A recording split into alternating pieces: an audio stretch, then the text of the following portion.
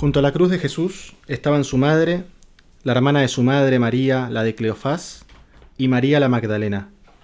Jesús, al ver a su madre y junto a ella al discípulo al que amaba, dijo a su madre: «Mujer, ahí tienes a tu hijo». Luego dijo al discípulo: «Ahí tienes a tu madre». Y desde aquella hora el discípulo la recibió como algo propio. Del Evangelio según San Juan, capítulo 19, versículos 25 al 27. Muchas gracias, Martín. Bienvenidos al Club Dalroy. Y hacemos este episodio especial, un poco preparación de lo que se nos viene encima, que es la Navidad, ¿no? Y vamos a estar viviendo estos días. Y es especial también porque contamos por fin con un invitado que había sido recurrente en el Club Dalroy, pero que para queja de muchos de nuestros oyentes, pues llevaba algún tiempo sin aparecer, que es nuestro compañero y amigo Ángel Barahona. Hacíamos broma con él ahora antes de empezar a grabar, porque alguna vez nos habían dejado algún comentario en el que no aparecía Ángel Barahona diciendo: «Tienen que dejar hablar a Barahona». De hecho, nuestro principal objetivo hoy es dejarlo hablar. Vamos a ver si lo conseguimos. Qué morro. Bueno, habéis oído ya esa inconfundible voz del Club Dalroy, la de nuestro amigo Ignacio Pou, que da la bienvenida a este episodio, y también a nuestro invitado, que, como bien dice, es sobre todo maestro y amigo. Ángel además ha publicado recientemente un libro del que también queremos que nos hable y al que le dedicaremos un episodio especial pronto, si Dios lo permite. Pero hoy viene a hablarnos de la Navidad, y viene a hablarnos de la Navidad con un texto que al menos a mí me ha sorprendido, ¿no? Desconcertante, ¿no? Sí. Viene a hablarnos de la Navidad desde el Gólgota. Exactamente. Es que realmente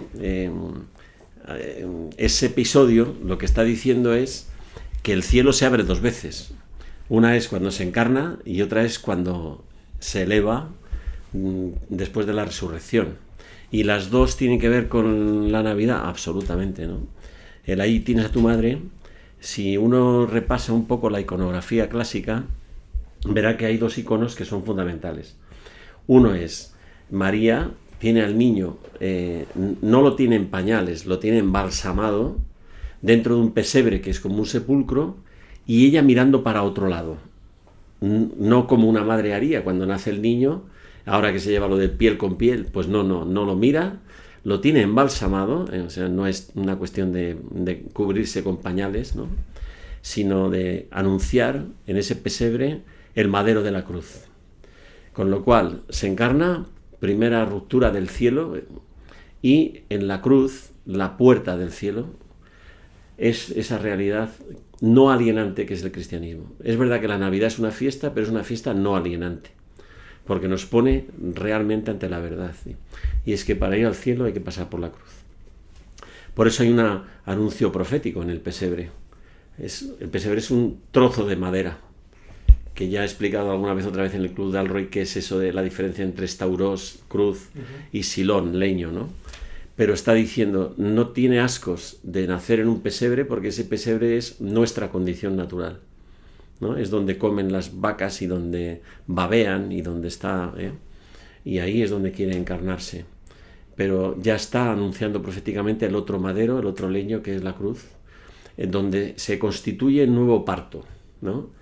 Que tiene siempre que ver con la mujer, que este es el punto, es la fiesta de la mujer, la fiesta de la luz, el Emmanuel, muy bien, pero es la fiesta de la mujer, ¿no? De la iglesia, una fiesta de alegría, etcétera, porque ha acontecido el Emmanuel, el que viene a estar con nosotros, ¿no? Entonces, el que no rechace nuestra naturaleza, sino que se encarne en ella, es fundamental, pero no nos deja que nos engañemos, por eso nos pone en esta tesitura mirando a la cruz, ¿no? El otro icono, que es también muy importante en la iconografía clásica, es cuando están en la cruz María en un lado y Juan en el otro. Y por eso ese texto es tan pertinente. Porque los dos aparecen siempre con una mano derecha uno y con la mano izquierda la otra, apuntando a la cruz. Es decir, el camino de la vida pasa por la cruz, que estaba profetizado desde el minuto uno, porque este niño ha venido a encarnarse para cumplir realmente una misión. ¿Cuál? Pues, dado que nosotros en nuestra libertad hemos decidido cambiar el designio de la historia, lo que Dios tenía pensado para nosotros en sus planes maravillosos, y lo hemos emponzoñado todo, con nuestra libertad nos hemos autoexpulsado del paraíso, hemos perdido la referencia, vivimos en una especie de, no sé, de desesperanza amarga, pero ahí medio controlada, con algunas expectativas ilusorias de realización, etcétera, pero en el fondo el pozo del pecado, de la afirmación de nosotros mismos, el endiosamiento, nos ha llevado a la soledad y a la tristeza. Y entonces Dios ha querido decir, yo no era para esto, para lo que se había creado, ¿no? ¿Cómo lo podemos reparar? Y entonces manda a su Hijo, ¿no? Entonces ese es el Emmanuel, Dios con nosotros, en nosotros, ¿no? ¿Para qué? Para que volvamos retornemos, ¿no? Para que volvamos al útero, ¿no? Por eso es tan importante que le diga, ahí tienes a tu hijo, Juan, ahí tienes a tu madre. Eso es retornar, volver al útero. Entonces volver a nacer otra vez, sin alienación, porque vuelves a nacer cuando pasas por el sufrimiento y se abre la puerta del cielo, ¿no? Hay unos iconos maravillosos de Barlucci, un arquitecto en Tierra Santa, en la iglesia de la Transfiguración, y de los 4 hitos que hay, que son las 4 veces en las que el cielo viene a la tierra y la tierra, la materia, se eleva al cielo, 2 de ellos son estos, el sepulcro vacío y el pesebre. Los otros 2 son la materia que se hace divina, como es las uvas y el pan, que en la Eucaristía, en la transubstanciación, se elevan al cielo, y el 4 hito que presenta Barlucci en los mosaicos es un cordero degollado con 7 sellos encima de un libro de las Escrituras, donde la palabra hecha carne se convierte en luz para las naciones. Entonces esa es la idea principal de por qué este texto es tan pertinente para la Navidad. Que de alguna manera implica que el misterio de la Navidad es misterio, entre otras cosas, también porque no está completo, ¿no? Porque falta, es decir, Dios se ha encarnado, y esto ya es un misterio y es escándalo de los filósofos, ¿no? El escándalo del ic, el hecho de que la palabra se haya hecho carne, pero luego también hay un segundo punto en que la Navidad es misteriosa, porque a muchos les puede parecer que de alguna manera el hecho de que Dios se haya encarnado pues es maravilloso, pero ¿qué tiene que ver conmigo, ¿no? ¿En qué manera su carne le está hablando a mi carne? Más allá de las reflexiones ontológicas o metafísicas que se puedan hacer de esto, de alguna manera, hasta que yo no soy incorporado a su carne en la cruz, ¿no? Hasta en ese sacramento de la Eucaristía, de alguna manera su presencia, además de ser un espectáculo de admirable belleza, no me toca a mí personalmente, ¿no? Es más una pregunta que una reflexión. Sí, pero bueno, esto es lo que hay, o sea, ¿por qué se quiere encarnar? Y por qué esta Navidad, para nosotros, como dicen los judíos, no es una celebración nostálgica de algo que pasó hace 2000 años, sino que es un zícaron, una actualización, un memorial. Se hace otra vez encarnación Cristo. ¿Por qué? Porque tiene que ofrecernos un camino de retorno. Si nosotros nos hemos expulsado del paraíso, el camino de retorno que nos ofrece es, oye, celebrar la encarnación. Yo me he hecho carne, soy todo Dios, pero todo hombre, porque vosotros sois hombres y necesitáis que yo viva en vosotros, el Emmanuel, el Dios con vosotros, en vosotros, ¿no? Para que podáis hacer el camino de retorno al paraíso, que es el útero. Pasa que aquí el útero está en relación con esta María, y de nuevo vuelvo otra vez al pasaje de Juan, porque María es la Eva cósmica, ¿no? Eva fue la que tocó y expulsó al género humano del paraíso que Dios había trazado para ellos, ¿no? Para la humanidad, y María es la que nos permite retornar. La palabra retornar es muy importante en el judaísmo, se llama teshuvah. Dice que Dios, previendo que en la libertad el hombre pues eso, iría por caminos perversos, se perdería, ¿no? Con su libertad, pensó que lo primero que tendría que crear antes de crear el mundo era la capacidad de retorno, es el arrepentimiento, el perdón, el camino de vuelta, ¿no? Y para eso Dios inventa el bautismo, ¿no? El bautismo es un nuevo nacimiento. El bautismo es el romper aguas la Iglesia para dar a luz a los nuevos hijos de Dios. Por eso Iglesia, María, Eva, cósmica, son imagen simbólica de lo mismo. Es dar la oportunidad al hombre de nacer de nuevo, como le dice a Nicodemo de esta forma tan enigmática, ¿no? Me encanta siempre escucharte, Ángel, porque de algún modo empieza ya en el nivel como casi de culminación, ¿no? Descendiendo. Que o sea, es fascinante porque sostienes esa tensión y no es que hay que ir construyéndola ya, es que vives así, ¿no? O sea, me atrevo a decir que de algún modo es algo que llevas puesto y que te anima íntimamente. Pero bueno, sin ánimos de disminuir, digamos, la frecuencia que ya hemos alcanzado, sí me gustaría preguntarte de cara a la celebración de una nueva Navidad, por una cuestión que quizás es muy básica, pero que en una sociedad secularizada y con una, de pronto, tendencia a despojar de su significado profundo, ¿no? Las fiestas y las celebraciones y con todo lo que ellas traen, ¿qué podemos también como cristianos católicos volver a aprender del misterio de la Navidad, que sigue siendo insondable en algún punto, ¿no? Me llamó mucho la atención recién cuando diciendo una serie de cosas quisiste decir que Dios nos había creado y creído, ¿no? O sea, hubo como una pequeña vacilación en esa creído. Y yo digo, qué asombroso es que Dios nos haya creado y que se haya fiado también de nosotros, ¿no? Que haya creído en nuestra... Él cree más en nosotros que nosotros en nosotros. Precisamente, y yo, digamos, no quiero... Quisiera que fuera verdad que no soy capaz de salir de mi asombro frente a una cosa de semejante magnitud, ¿no? Y confieso también que en ocasiones he, no sé si burocratizado o bueno, sí, como empobrecido, ¿no? Mi contemplación del misterio por la costumbre, por la apatía, por la desidia, etcétera. Entonces me gustaría también escucharte una provocación, ¿no? Barahoniana al respecto. O sea, porque evidentemente es muy grande aquello para lo cual estamos preparándonos, ¿no? Uh-huh. Mira, respecto de esto, viendo Dios realmente nuestra indigencia, nuestra pequeñez y nuestra pobreza, y sabiendo que nosotros somos un ser llamado a vivir en fiesta permanente, porque nos ha creado para la alegría, no para la tristeza, ¿no? Aunque nuestros pecados nos lleven a la tristeza y a la amargura, Él nos ha hecho para la vida eterna, ¿no? Pues pensó Él, ¿cómo puedo hacerlo esto, no? Estoy hablando, sustituyendo el pensamiento de Dios, pero bueno, me toleráis este abuso, ¿no? ¿Cómo podría hacerlo? Claro, su amor es tan alucinante que de alguna manera lo que tiene que hacer es dejar hacer al ser humano en libertad, ¿no? Porque no puede Dios esperar de nosotros el amor de vuelta que nos ha concedido si no es desde la libertad y desde la gratuidad, ¿no? Bueno, pues eso también está expresado en la Escritura y a mí me parece que eso es fundamental, ¿no? De sobrecogerse ante esta expectativa tan alucinante, que es que un Dios te cree para que uses de tu libertad y te proponga a Él fiestas para el retorno. Y la Navidad es una fiesta para el retorno, es decir, volver otra vez a exultar, a dar gracias a Dios porque me ha regalado esta posibilidad. Pero de nuevo vuelvo otra vez, no es una fiesta pagana, una celebración del solsticio de invierno o del árbol de San Nicolás o el Yggdrasil eslavo o escandinavo, lo que sea.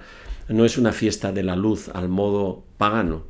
Es que se hace luz en nosotros, porque dice San Juan, y la luz invadió las tinieblas y transformó las tinieblas en luz, ¿no? Y es lo que se tiene que celebrar. Por eso todas las ciudades que tienen todavía una pátina de cristianismo ponen las luces en las calles, etcétera, ¿no? O los belenes para escenificar, ¿no? ese acontecimiento de la encarnación. Pero lo más importante, ¿sabes lo que es? Que cuando el ángel le anuncia a María y le dice claramente, ¿no? Le dice, van a nacer en ti un hijo que es hijo de Dios. Nosotros no hemos aceptado esa condición y la hemos rechazado. Pero si lo hubiéramos aceptado, hubiéramos entrado en el gozo, ¿no?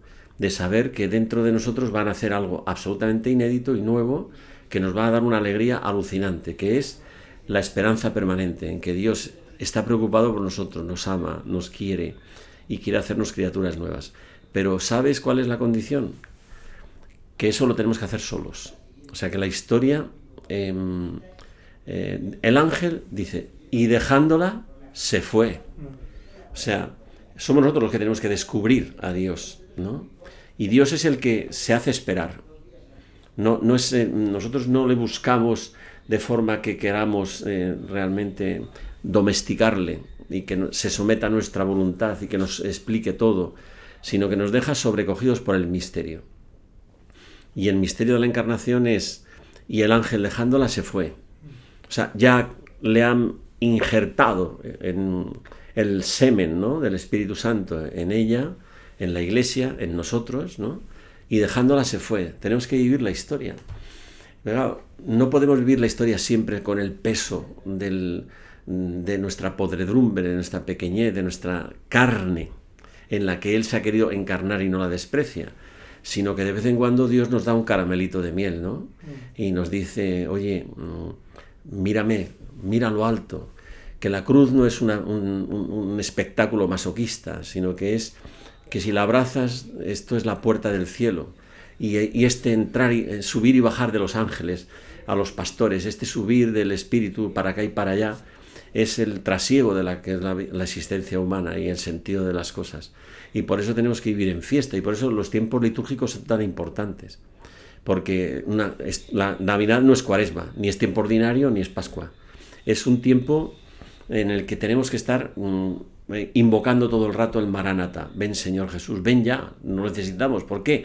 Porque el ángel se ha ido y nos ha dejado, asumiendo en nuestra libertad la historia y dejando que nos equivoquemos y experimentando hasta el fondo, hasta las heces, nuestra pequeñez, pero esperando que miremos al cielo y retornemos y podamos volver otra vez a vivir en fiesta.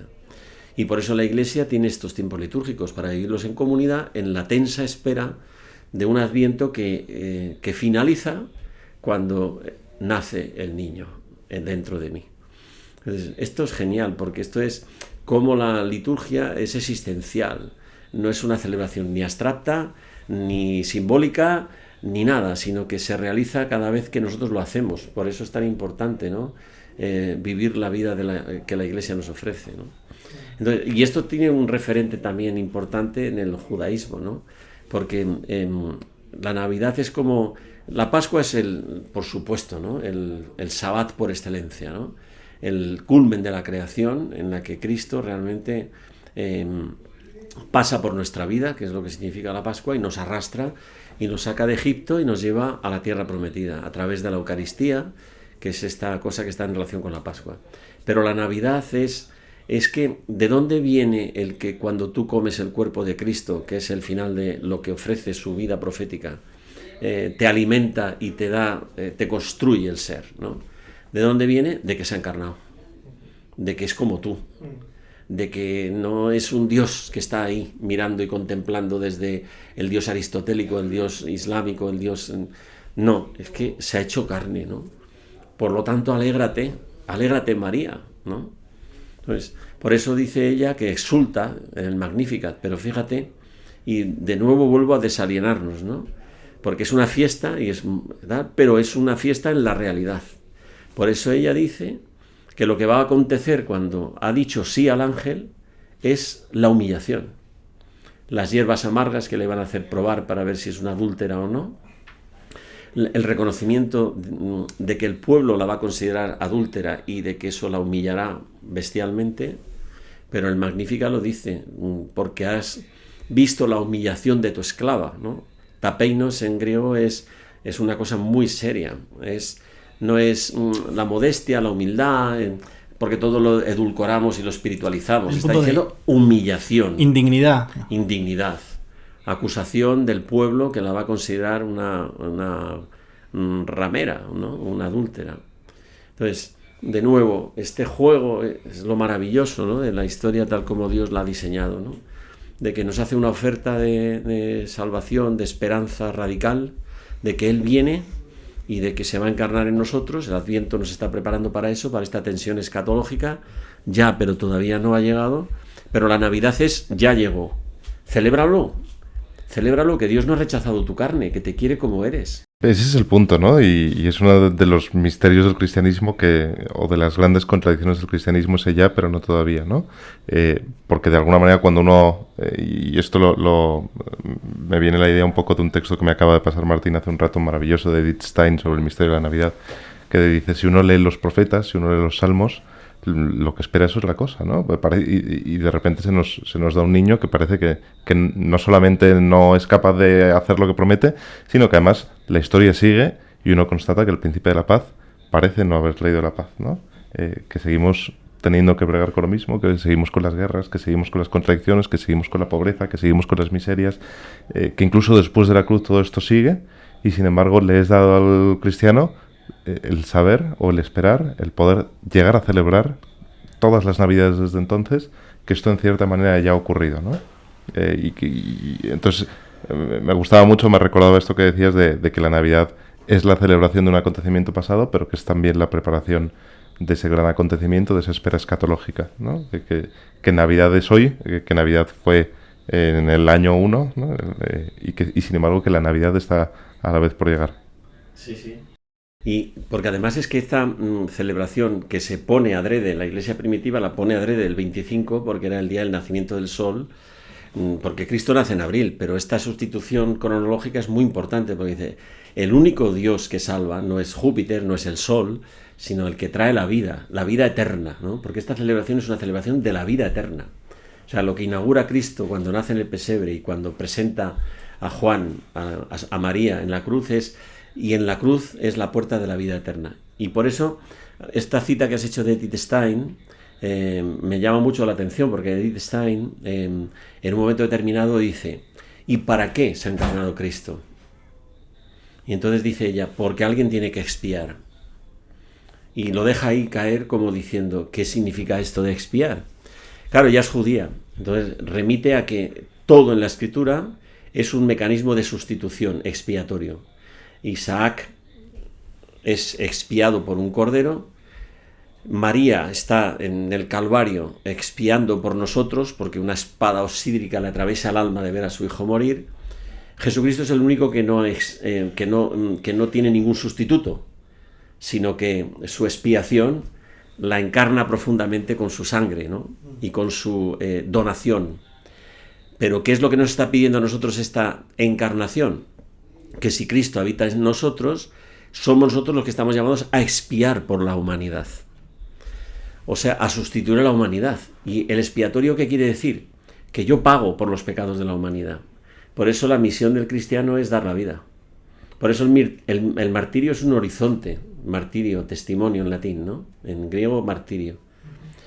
El horizonte es que yo pago por los pecados de la humanidad, porque Dios quiere que nosotros carguemos con ellos, ¿no? Y por eso dice Edith Stein, que fíjate qué curioso, que yo lo había estado pensando esta mañana, y esto no significa que nuestra relación con Cristo sea pasiva, ya lo hace Él y nosotros simplemente lo contemplamos, no, este misterio nos lleva a la lucha, y ella esa lucha la acepta, ¿no? Ella dice que cuando iba en el tren, escribe en la puñeta de su camisola con un carboncillo del tren, Ad Oriente, y se lo da a un policía para que lo entregue donde están parados en una estación que hay un convento carmelita, ¿no? Y la priora lo entiende perfectamente, voy al Oriente, porque ella pide al Señor identificarse con su pueblo y expiar, o sea, hacerse cordero con su pueblo, y decide, porque ella hubiera podido huir de Ámsterdam y haberse ido a Londres, pero no, acepta el destino expiatorio a la que Dios le está llamando, ¿no? Y dice, ¿quién expiará? ¿Quién expiará? ¿Quién por la expiación hará que sea posible la esperanza? Y aquí viene el punto de conexión con la Navidad. Por eso esta alusión que tú has hecho es tan importante. Porque la esperanza escatológica es lo único que puede dar sentido a la vida. Si no, esto es un valle de lágrimas, como decía la teología antigua, ¿no? Y como decían nuestras abuelas, ¿no? ¿Cómo superaremos este valle de lágrimas, este dolor que te parte el corazón cuando ves sufrir a los inocentes, o las guerras, o todo este follón? ¿Habrá posibilidad de celebrar la Navidad en Ucrania? ¿O en Israel? ¿En el Líbano? ¿En Palestina? ¿En Jerusalén? ¿En Tel Aviv? Que todo el mundo está concernido por este sufrimiento terrible y atroz, ¿no? ¿Quién expiará? Y claro, ella dice, aquellos que de alguna forma no permitan que las heridas del odio hagan nacer un nuevo odio, sino que aceptando la condición de víctimas, tomen sobre sí el sufrimiento de los que odian y de los que son golpeados por el odio. O sea, esto es la misión del cristiano. Y por eso Cristo ha tenido que tomar nuestra carne, para que podamos entender esto, ¿no? Y redimensionar el sufrimiento. O el sufrimiento, si el horizonte del sufrimiento es la muerte, la vida no tiene sentido. Pero como decía Simone Weil, y esto es muy importante, ¿no? La muerte es, atención, porque esto a mí me está haciendo meditar mucho este Adviento. La muerte es devolverle a Dios aquello que no es nuestro. Y eso es fundamental. O sea, agradecerle a Dios la vida. La muerte es la oportunidad de devolverle a Dios aquello que no es nuestro, y es que nos ha entregado la vida gratis y nos la ha dado, ¿no? Y nos ha mostrado un camino para vivirla en plenitud y con alegría. Y no es precisamente esa fiesta alienante del alcohol, del el divertimento, la fiesta pagana, ¿no? Sino una fiesta que pasa por la cruz. Es decir, porque estamos llamados a cargar con los pecados de la humanidad, a expiar sin odio por aquellos que nos odian, que nos golpean con el odio, e incluso por aquellos que odian, ¿no? Esto es fundamental. Por eso es una fiesta de la luz, ¿no? Una fiesta de la plenitud. Decía el Redo de Rieva, en un análisis muy sencillo de una homilía sobre el Emmanuel, que esto es lo que significa Dios con nosotros. Dios con nosotros significa que el pesebre es el punto de partida de nuestra nada, y que el hombre que no tiene fiesta, que es el ciego, que no tiene luz, que no puede ver la luz, se pierde lo más importante de todo lo que le puede pasar en la vida, que es ver el amor de Dios, ¿no? Por eso los judíos, cuando interpretan esta leyenda, ¿no?, de Sansón en el libro de Jueces, hablan de que al sacarle los filisteos los dos ojos a Sansón, los dos ojos que son símbolo de las dos tablas de la ley, le impiden con uno ver el amor de Dios, que son los 5 primeros mandamientos, y con el otro ver el amor de los hombres, que son los otros 5, ¿no? ¿Cómo se puede restaurar el amor a los hombres y el amor a Dios? Volviendo a ver, saliendo de la ceguera. Y por eso el Redo de Rieva decía, si Dios es la luz, hay que dejarse invadir por ella.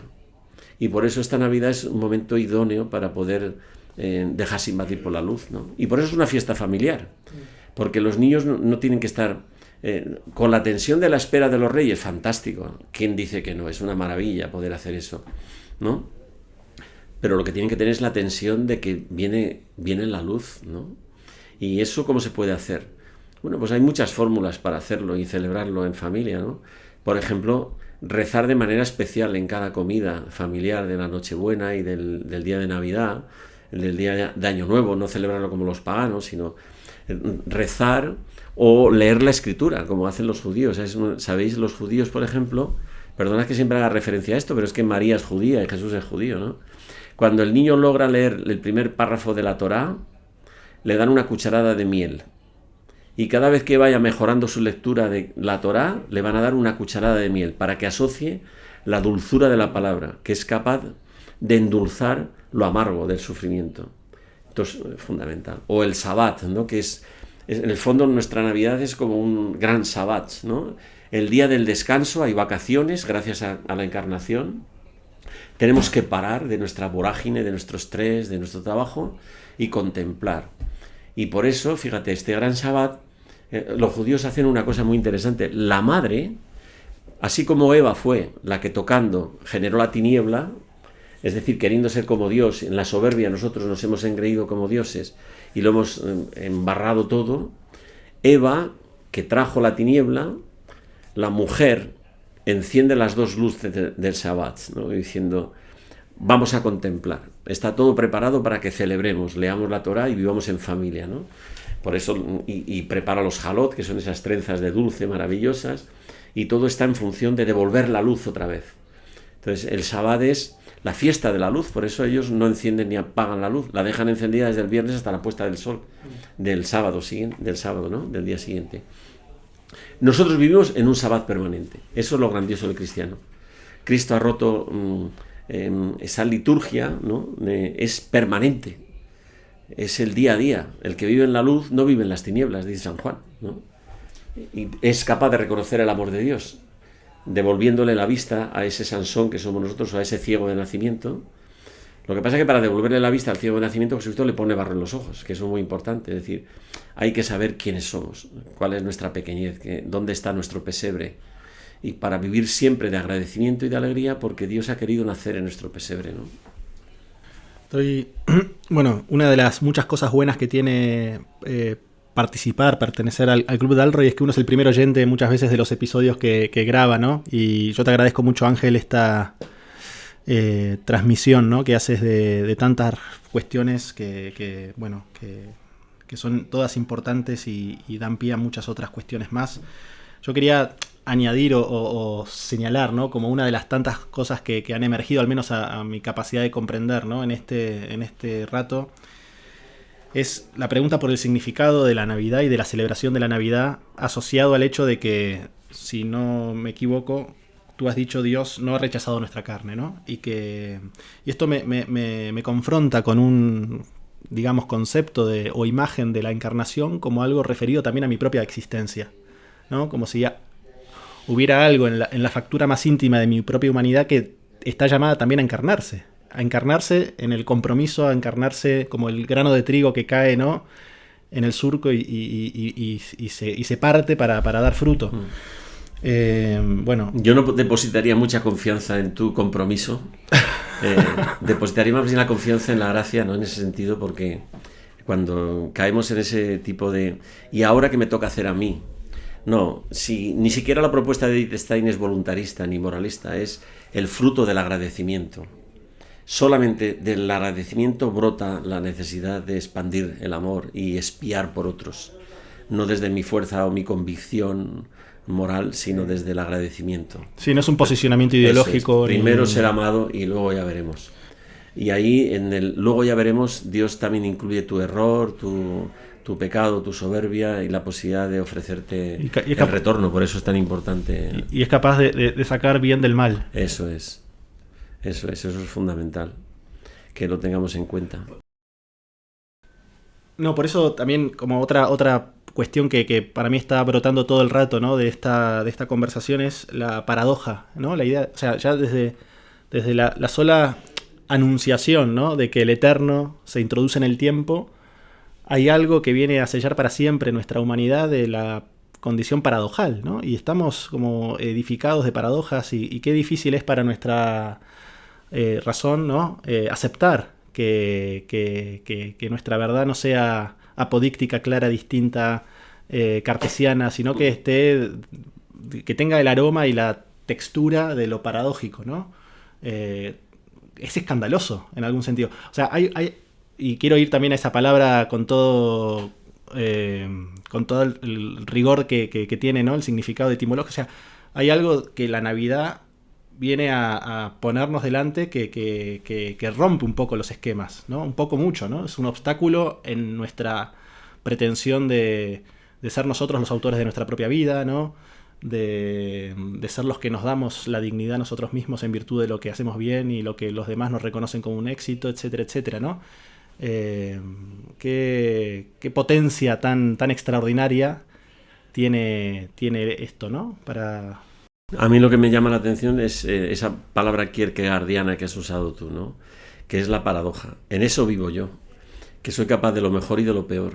Por eso yo juzgar no es cristiano, porque lo que ha querido decir Cristo al coger nuestra carne es: no estoy escandalizado de la carne. La carne es el cuerpo, es una bendición. Nuestro cuerpo es una imagen de Dios, ¿no? La semejanza es otra cosa, es algo que tenemos que desarrollar en la historia, irnos asemejando a Cristo. La imagen es la impronta original de que nuestro cuerpo está bien hecho, de que nuestra carne es fantástica, de que la sexualidad es genial, de que todo está muy bien hecho. Por eso en el Génesis siempre acaba cada día de la creación diciendo Tov Meot, todo está bien hecho, todo está bien hecho. Es decir, todo es una bendición. Luego nosotros lo corrompemos. Pero si Cristo ha querido tomar nuestro cuerpo y nuestra carne, aquí la paradoja, es porque ella encierra esa imagen de Dios a la que tenemos que asemejarnos con nuestra libertad, haciendo un recorrido en la historia. En esta historia en la que el ángel nos ha dejado a nuestra libertad. La impronta es la imagen, el cuerpo es la imagen de Dios, por eso nosotros los cristianos no somos iconoclastas, sino que hacemos iconos, no como el Islam o como el judaísmo, que no puede representar la imagen de Dios, y por eso sabemos que tenemos una misión, un desarrollo en la historia que es asemejarnos a Dios. Culminar la imagen de Dios como impronta y hacernos como cristificarnos, hacernos como Cristo. Eso es el itinerario que la Navidad quiere inaugurar del año litúrgico, ¿no? Y ponerlo en marcha. Entonces, ¿pero por qué es paradójico? Porque yo me la puedo jugar en cada minuto y deshacer la imagen de Dios que da mi cuerpo. ¿Cómo restaurar la imagen de Dios que es mi cuerpo? Rehabilitándolo. Rehabilitándolo es educándolo, ¿no? Amándolo, Es verdad que San Francisco lo torturaba muchísimo al hermano cuerpo, pero es la lucha que dice Stein que tenemos que tener, la tensión, ¿no? Que tenemos que despegar de nuestros apegos, ¿no? No tanto desapegarse del mal, que eso es una especie de pretensión prometeica, sino desapegarnos del bien, es decir, de aquello donde nosotros hemos depositado nuestra fe o confianza. Por eso toda la Escritura es un intento de liberarnos de la idolatría, que es de los apegos, y nos apegamos a todo. Entonces, en la Navidad también viene a ponernos en jaque, ¿no? Diciendo, desapégate de todo, porque has estado todo el año trabajando idolátricamente para el dinero, para darte gusto a ti mismo, para gratificarte, para compensarte de la dureza de la vida, etcétera. Por favor, rompe, acaba con esto. Descansa, disfruta de tus hijos, de tu familia, de lo que tienes o lo que no tienes, ¿no? Y alégrate, alégrate, alégrate que viene el Señor, ¿no? Ahí hay algo bonito y justo llevaba un rato con ganas de preguntar sobre esto, ¿no? Porque la Navidad es un momento de excesos y a la vez son de excesos consentidos, no consentidos, sino con sentido. Es decir, que hay una verdadera causa para la alegría y entonces todo eso que uno había atesorado de repente encuentra también un propósito en el momento de la Navidad, ¿no? Porque efectivamente tenemos algo que exige ser celebrado, ¿no? Que requiere nuestra alegría. Eso es. Y a la vez ese símbolo que a nuestra mentalidad puritana a veces le escandaliza, de los excesos que cometemos en Navidad y que están muy bien orientados, o sea, que tiene todo el sentido, ¿no? Que celebremos a lo grande la Navidad, que los Reyes Magos se porten fenomenal con los niños, que ocurra todo lo que tiene que ocurrir en Navidad y que sea el tiempo mágico que todos recordamos. A la vez también nuestra experiencia es que muchas veces, efectivamente, todos esos excesos no nos conducen, ¿no? a la gratitud, porque el símbolo ha quedado muchas veces ocluido por nuestro perdernos en todos esos símbolos maravillosos, ¿no? Entonces mi pregunta es, si tienes a bien compartir, ¿qué liturgias se pueden realizar en casa? ¿Qué podemos hacer con los niños? ¿Qué gestos concretos Genial, nos ayudan mira, a actualizar esto? Y también es judío esto. El Sabbat, la madre prepara una mesa espectacular, la mejor vajilla, los candelabros de oro, lo mejor que puedan tener, hacer el mejor vino, la mejor comida. Porque nosotros hacemos esto con toda la mejor intención, pero muchas veces, recuerdo mi mujer decía, ¿y nadie va a rezar delante del Belén? Eso es. Pero nosotros tenemos que hacer presente eso, es la oración, el agradecimiento. Ellos hacen la verajá, la bendición, ¿no? Nosotros también. Tenemos que, antes de empezar a comer, elevar una bendición a lo alto. No a bendecir los alimentos porque no están envenenados, sino al que nos los ha dado.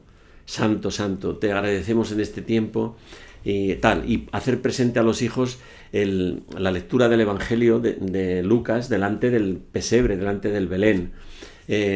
Villancicos, los villancicos son fiesta, son alegría, tú los escuchas y te transmite el cuerpo, recibe esto, ¿no? Esas ondas de alguna manera se hacen cuerpo en nosotros, ¿no? De que esto es un cántico festivo, porque estamos alegres, ¿no? Que es lo que nos venía anunciando el Adviento, se ha culminado, se ha consolidado, ¿no?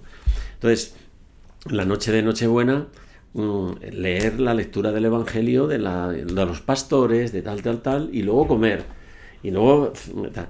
Y el día de Navidad exactamente igual, pues eso, ir a misa con los niños en la noche del gallo, fantástico, significa que estás diciendo que en el centro de tu vida lo primero es Cristo, y lo secundario es todo lo demás. Si lo secundario lo conviertes en primario, es el exceso ese del paganismo en que no distingue entre fiesta y desmadre, o de locura, o de consumista, ¿no? Nosotros tenemos la posibilidad de ser generosos excesivamente, sí, pero porque primero hemos puesto delante lo que verdaderamente es importante, ¿no? Entonces, y igual que el Año Nuevo, o sea, nosotros no podemos ver el mundo como lo vive el paganismo, ¿no? Si celebras el Año Nuevo, es la oportunidad que te da Dios de tener un inicio de algo que es novedad absoluta, porque el Apocalipsis 21 dice, Dios ha hecho todas las cosas nuevas. Bueno, pues hay un momento para decir eso. Qué suerte que nosotros podemos celebrar que vamos a tener por delante un año nuevo que otros no van a vivir, porque o están en el oncológico muriéndose, o han muerto ya, o están en la tristeza, o están en la amargura, porque esto es fundamental, ¿no? Yo estaba leyendo hace poco un tema sobre los jóvenes, que viven en la desesperanza, en la tristeza, etc. Y comparaba con los jóvenes, que aunque seamos unos sinvergüenzas y unos pecadores, pobre gente, ¿no? Sin embargo, estamos llenos de esperanza, ¿no? Esa diferencia es radical. ¿Y eso cómo se transmite? Por los poros, en la familia. En la transmisión de la fe es en la familia. No la puedes delegar ni en el colegio, ni en la universidad, ni en nada. ¿Y cómo se hace? Con signos. Eso es osmótica, tú haces lo que ves y ves a tus padres contentos y felices y dispensando todo tipo de viandas porque es un día especial, pero el centro es Cristo. No es otro el centro. Y eso queda grabado en el alma, en la memoria para siempre. Porque lo que ha salvado a los judíos no ha sido que hayan celebrado el Sabbat, sino que el Sabbat les ha salvado a ellos. Es la permanente tensión que genera la celebración litúrgica, la que viene a tu encuentro para decirte, tienes que cambiar el modo de vivir esto. Y que así sea todos los días de tu vida. Por eso el Adviento, aunque es un tiempo litúrgico determinado, en el fondo lo que hace es desarrollar 365 días del año. Vívelo en tensión. Pero la Navidad te permite hacer un paréntesis de celebración permanente, de alegría y de agradecimiento. Perdón porque me enrollo como una persiana. Bueno. Oye, y ahí la liturgia de la octava de Navidad, ¿qué nos está diciendo? Porque de alguna manera entiendo que tiene un mensaje especial que conecta con esa parte de la vida cristiana que está presente durante todo el año, pero a la que tenemos que estar especialmente atentos por ser uno de esos periodos privilegiados, ¿no? Exacto. Mencionabas la Misa del Gallo, ¿algún signo más de esa octava de Navidad? Es que esa es todas las parábolas que hablan de viene el novio, o en la propia Eucaristía, Maranatá, Maranatá, es esto, es la vida de la Iglesia, vivir en esa tensión, ¿no? Entonces, cantar con los niños, villancicos, hacer alguna cosa especial, ¿no? Que tenga que ver con la celebración litúrgica en la parroquia o con los amigos, abrir, ¿no? Esponjar la relación familiar, ¿no? Es genial, es que eso es lo que tiene que quedarse grabado en la memoria del inconsciente, ¿no? del niño. Y ahí hay que ser creativos, ¿no? O sea que... Muy bien, Ángel, pues si te parece pasamos a recomendaciones, porque van a ser, no sabemos cuándo escucharán este episodio, intuimos que esta próxima semana que nos acercamos ya a la Navidad será cuando nos escuchen muchos de nuestros oyentes. Entonces pensemos las recomendaciones también en que muchos nos escucharán ya entrados en ese periodo de ruido y jolgorio poco dado a las lecturas que son la Navidad, pero también para Navidades futuras. Entonces, no sé si hay alguna lectura, algún recurso, alguna oración. Bueno, yo... tu villancico preferido. A los que le guste leer... villancicos preferidos. Bueno, ya viene mi Dios, ya viene mi Rey, ya viene mi Salvador. Pero a mí me encanta ¿cómo es?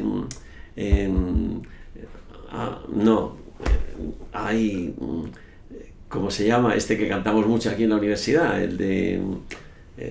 Ay, Dios mío, estoy mayor. Necesito... No, bueno, pero... Lo dejamos, si vuelve a la memoria, lo dejamos en las referencias del episodio. Nos lo cuentas en el episodio de Cuaresma. Eso es. No, no, pero lo vamos a cantar estos días aquí. Fantástico. Bueno, que no me sale, vamos. Nos has dejado también la lectura del Evangelio de San Juan. Sí. No, y yo recomendaría un libro que acaba de salir ahora, editado por Didáscalos, de Jean Danielou, La Biblia y la Liturgia, que tiene también un comentario exegético precioso de cómo el Nuevo Testamento traduce la liturgia hebrea del Antiguo Testamento y la encarna en Cristo y la expande de forma maravillosa e increíble.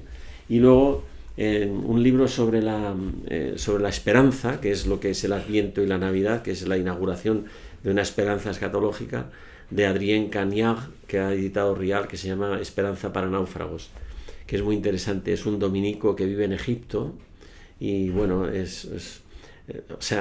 no voy a hacer el spoiler, lo recomiendo. ¿En qué consiste la esperanza? La esperanza consiste no en tener una expectativa, sino, atención, en que Cristo ha resucitado y ha vencido la muerte, porque la vida eterna es la única fuente de la esperanza. Por eso a veces me gusta contar el tema de Primo Levi, ¿no? En el Lager, ¿no? Cuando dice que se mataban por un chusco de pan hasta que empezaron a oír que venían los aliados. Y entonces empezaron a ser generosos y repartían el chusco de pan con los enfermos para que les diese tiempo a aguantar hasta que llegasen los aliados. ¿Cuál es nuestro aliado? Nuestro aliado no pueden ser los rusos ni los americanos. Nuestro aliado es que Cristo ha resucitado y ha vencido la muerte. Y eso es lo que nos permite ser generosos, amar, estar alegres, confiados, porque hemos sido creados para siempre, ¿no? La vida eterna es nuestro horizonte. Nuestro destino no es la muerte, sino la vida eterna. Por eso terminamos como empezamos, ¿no? Apuntando que la cruz no es un escándalo para masoquistas, sino la llave que abre la puerta del cielo por segunda vez. Martín, no sé si tienes... Sí, bueno, para recomendar, se me ocurría conforme íbamos conversando a propósito del sentido de la fiesta, este librito de Piper, ¿no? Joseph Piper, Una teoría de la fiesta, que a mí por lo pronto me iluminó mucho, ¿no? Cuando lo leí, y creo que es una... Somos un pueblo en fiesta, ¿no? Claro, efectivamente, y aprender a... Emiliano Jiménez también tiene un libro que se llama así, El hombre en fiesta, sí. Ajá. Pues esa lectura de Piper y luego una cosa quizás más de nicho, pero también la evocaba conforme oía a Ángel, escuchaba a Ángel, que es un articulito que está en internet, así que luego enlazamos para quien tenga interés, que tradujo un amigo mío, el padre Juan Quelas, del teólogo Adolphe Guéchet, sí, que se titula La invención cristiana del cuerpo. La invención cristiana del cuerpo, que también fue una lectura, ya estoy a una edad en la que puedo decir de juventud, ¿no? Mirando hacia atrás, que me impactó muchísimo y que creo que la buena noticia, ¿no? La noticia extraordinariamente feliz de que Dios no se escandaliza de nosotros y viene a nuestro encuentro, anima también a reconocer con otros ojos la dignidad, ¿no? Del cuerpo, al punto tal de que se habla de una invención cristiana. Y no solamente retomarlo desde el punto de vista existencial, sino que el cuerpo es la promesa de que nosotros resucitaremos en carne, ¿no? Félix de Azúa, que es ateo y tal, escribía en El País un articulito que decía eso: por favor, cristianos, no dejéis que nos confundáis, no dejéis que nos confundamos nosotros. La esperanza que tenéis en que el cuerpo es glorioso y que vais a resucitar con él, lo necesitamos, aunque no tengamos fe, porque es la esperanza absoluta, ¿no? De que yo voy a resucitar mi cuerpo, ¿no? Y yo ahí no puedo dejar de agradecer y recomendar también este texto de Stein que me ha recomendado Martín y que además se ha hecho presente en este episodio, porque una de las cosas que dice es que cada uno de los misterios de la fe cristiana nos introduce en todos los demás, ¿no? Y aquí hemos entrado en la Navidad desde el Gólgota, de ahí hemos saltado a la vida eterna, hemos vuelto, como que hemos recorrido también o hemos utilizado esta puerta que nos ofrece la liturgia de Adviento, la Navidad, para penetrar en el corazón de nuestra fe cristiana. El texto, por cierto, se titula El misterio de la Navidad. Que además es súper breve, porque son 10 páginas. Que también lo podemos enlazar en el episodio. Uh-huh. Y luego además la liturgia de esta última semana de Adviento, ¿no? que va entre penúltima semana de Adviento en rigor. En realidad es la liturgia de la última semana de Adviento, tiene unas antífonas muy especiales, muy bonitas, que son las antífonas de la O, que son también una especie de exceso de la liturgia, ¿no? Que ya en ese momento que se acerca ya el nacimiento de Cristo. Y yo conocí recientemente alguna versión cantada que me gustó muchísimo del Beni Emanuel, que dejaré también pondré también en las referencias, también para que la música nos acompañe en este tiempo. Y luego, por último, tenemos un nuevo compañero en el departamento, que es justo uno de los pensadores más destacables ahora sobre la cuestión de la encarnación, ¿no? Y por tanto también la cuestión de lo que implica vivir después de la Navidad, que es Fabrice Hadjadj. No sé si hay algún texto... Pues hombre, yo creo que la suerte de haber nacido en nuestro tiempo es muy bueno, ¿no? O tenga usted éxito en su muerte, es genial también. Me acabo de acordar del villancico. Oh. El burrito sabanero. Ah, sí. ¿Te animas a cantarlo? Mi burrito sabanero, voy camino de Belén. Sí, pues, ese era. Ángel, bien, me alegro mucho porque el Alzheimer se ha retrasado un poco. De hecho, te confesaré a micrófono abierto que yo sospechaba que era ese, pero temía que no lo fuera y eso era irremontable. O sea, traer a colación al burrito sabanero y que no fuera era demasiada vergüenza. Esperamos haber sido respetuosos del turno de palabra del maestro, que nuestros oyentes no nos reclamen haber interrumpido en demasía, y por mi parte agradecerte infinitamente porque mi Adviento cambia radicalmente a partir de esta conversación contigo. Luego muchas además, para quienes se hayan quedado todavía con ganas de más, además de este episodio con Barahona sobre Navidad, tenemos un episodio del año anterior con Bariona, que no es la misma persona. Pero es el mismo apellido, justo. Que grabamos con José Ángel Ajejas, también a partir de esa obra muy querida en nuestra universidad y tan misteriosa para mí. Entonces también para quien quiera seguir preparando... No, es la necesidad que tenía Sartre, ¿no? De encontrar un sentido, y en la cárcel de la Segunda Guerra Mundial, el hacer un acto teatral con los prisioneros y evocar eso, a mí siempre me ha mosqueado también, ¿no? Un pobre hombre como Sartre, sufridor, un adicto, etcétera, ¿no? Que sin embargo tuviera esta cultura en el background cristiana, me llama mucho la atención también a mí. Entonces es una obra maravillosa y la dejamos también ahí en las recomendaciones del episodio. Muy bien, bueno, pues gracias a todos. Feliz Navidad. Gracias a todos, a vosotros sobre todo.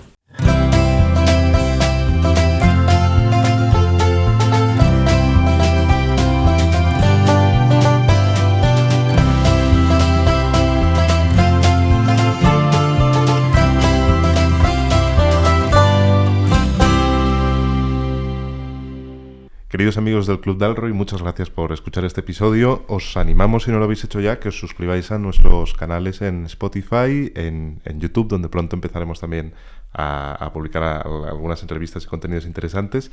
Y por supuesto que si creéis que este episodio puede interesarle a alguien que conozcáis, que nos ayudéis a darlo a conocer. Y también que nos pueden seguir en redes sociales, Twitter, Instagram, y escribirnos cuando quieran.